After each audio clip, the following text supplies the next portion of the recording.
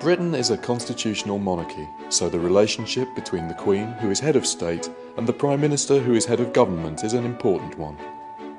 It's the Queen who dissolves Parliament when an election is called, and the Queen who invites a Prime Minister to form a government. Every week the Prime Minister has an audience with the Queen. The PM makes the short trip from Downing Street to Buckingham Palace to be received by the monarch. Tony Blair distinctly recalls his first ever audience. She said to me that the first Prime Minister she dealt with was Winston Churchill, so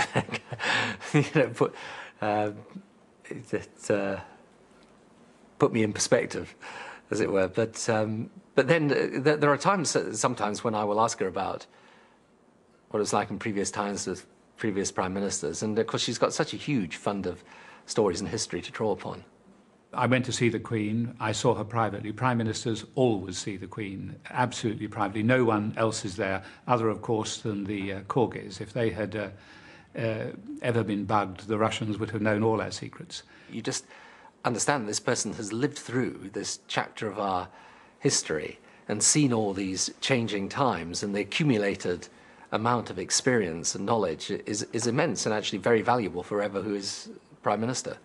Winston Churchill was the current Queen's first Prime Minister when she ascended to the throne during his second administration in 1952. Since then, 9 further Prime Ministers have served in her reign. Today she has her weekly audience with a man born in the year she was crowned. This is a unique glimpse of a normally totally confidential meeting. Most on the Prime Minister's mind, talks with Eastern European countries which haven't been going smoothly. Another very busy day. Yes, it has been, because we're preparing for the European Council. Of course, that's Thursday, isn't it? Yes, Thursday, Friday, and anything after that is an added bonus, ma'am. So. Well, I suppose it is, yes. The weekly audience between Queen and Prime Minister is a private meeting, and the conversation remains strictly secret.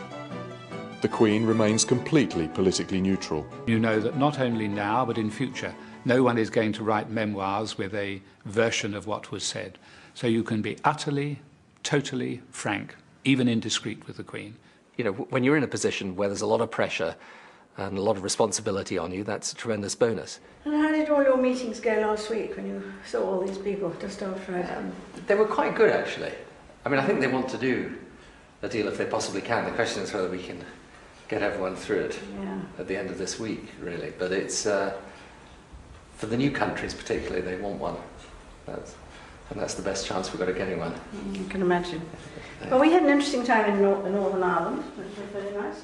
You meet the Queen privately, you're seated in armchairs, you talk, corgis are scattered around, and the Prime Minister talks to the Queen about what is going on, what has happened, what is happening, what he would wish to happen.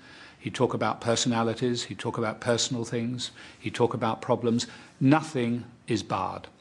Everything is open season. It all went well? Yes. We even got into the middle of Belfast. We went to the Belfast Central Mission, which is like, you know, this is a sort of open house. But it's absolutely opposite the Europa Hotel, which I think was bombed more from than any other building in Ireland. So it was rather fascinating to see it. She will assess situations and difficulties and can describe them, but without ever, and I have to say this is the remarkable thing in all the years now I've been doing these audiences, without ever giving any clue as to sort of political preference or anything like that. I mean, it's absolutely, it's quite remarkable to see, in fact. Oh, she never hesitated to make her views known and listened very patiently to any which I expressed. At the end of the weekly audience, the Prime Minister is shown out by the Queen's equerry and returns to number 10. And whoever is monarch and whoever is Prime Minister, the tradition continues.